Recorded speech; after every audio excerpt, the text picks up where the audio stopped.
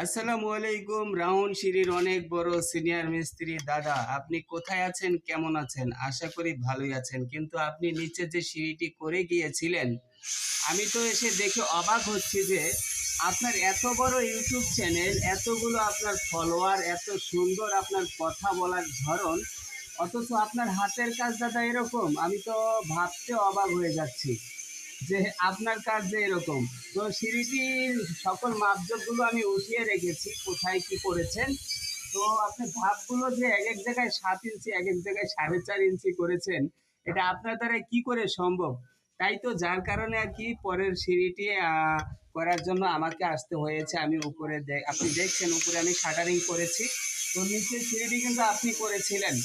তো আপনি কিন্তু অনেক সুপরিচিত একজন মানুষ, আমাকে যতজন চিনে না তার চেয়ে বেশি মানুষ আপনাকে চিনে। তো মানুষের কাজগুলো যে আপনি এরকম করেন, এটা আমার ভাবতে অবাক হচ্ছি। তো দাদা, আশা করি আপনার কাছ থেকে আমরা এরকম আশা করি নাই। তো যাই হোক, আর আপনার নামটা আমি লাইভের মধ্যে বললাম না, কারণ আপনি যেহেতু এই লাইনেই উপার্জন করেন, আপনার একটা উপার্জনের রাস্তায় বাধা দেওয়াটা ঠিক না। তবে আমি লাইভের মাধ্যমে আপনাকে সতর্ক করে দিচ্ছি। তাই বলে হুমকি ধামকি না, কোনো থ্রেট নয়, আমি আপনাকে সম্মানের সাথে সতর্ক করে দিচ্ছি যে একটা কথা আছে না, মোটা হলেই দারোগা হয় না। তো আজকে সেটাই প্রমাণিত হয়ে গেল যে এত বড় ইউটিউব চ্যানেল আপনার থাকার পরও এতগুলো ফলোয়ার, আপনি প্রায় বড় বড় ইঞ্জিনিয়ারদের ভুল ধরার ভিডিও আপলোড করেন, অথচ আপনার কাজগুলো যে এরকম, এটা যদি এখন মানুষে দেখে এটা কেমন হবে বলেন? তো আপনার কাছে আমি আশা করব পরবর্তীতে এই ধরনের কাজগুলো করবেন না, মানুষের ক্ষতি করবেন না।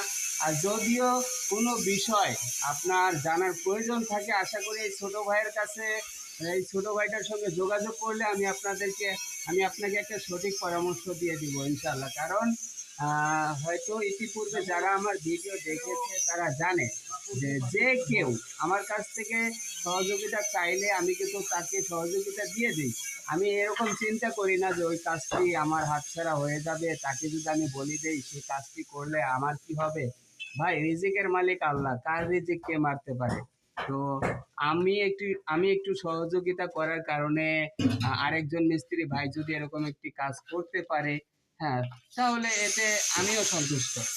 এখানে মন খারাপ করার কিছু নাই। তাই আমি আপনাকেও বলছি, হয়তো আপনি অনেক পুরনো মিস্ত্রি হতে পারেন, আর মানুষ পুরনো হলেই কিন্তু যে তার জ্ঞান সবার থেকে বেশি হবে, বিষয়টা এরকম নয়।